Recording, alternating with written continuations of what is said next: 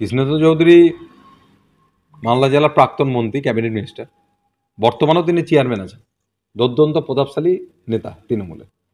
তাকে যদি ফোনের হুমকি দেয়, তার কাছে যদি টাকা চাহিদা করে, এটা তো একটা অদ্ভুত ব্যাপার। তাহলে সাধারণ মানুষের কি অবস্থা আছে? আর মালদা জেলায় ল অ্যান্ড অর্ডারটা কোন জায়গায় আছে?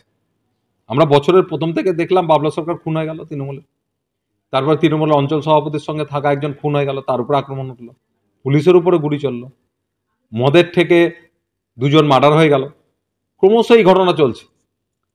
এখানে মালদা জেলায় ল অ্যান্ড অর্ডারটা কোথায় আছে? পুলিশ বলে কি কোনো পদার্থ নেই?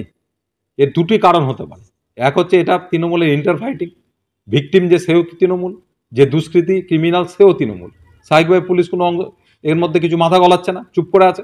নতবা পুলিশের গোয়েন্দা দপ্তর এবং পুলিশ একবারে অপদার্থে পরিণত হয়েছে। তাদের কাছে না কোনো খোঁজ খবর থাকছে, না তাদেরকে কোনো ক্রিমিনাল ভয় পাচ্ছে। পুলিশের যে একটা ভয় ভীতি ক্রিমিনালরা পায়, সেই ভয় ভীতিটাই জেলা থেকে উবে গেছে। স্বাভাবিকভাবে এই ঘটনাগুলো ঘটছে। আমরা এর একটা সঠিক তদন্ত চাইছি এবং এর পিছনে কি আছে ঘটনা, সেটা সামনে আনার প্রয়োজন আছে জনসাধারণের কাছে। This channel does not promote or encourage any illegal activities.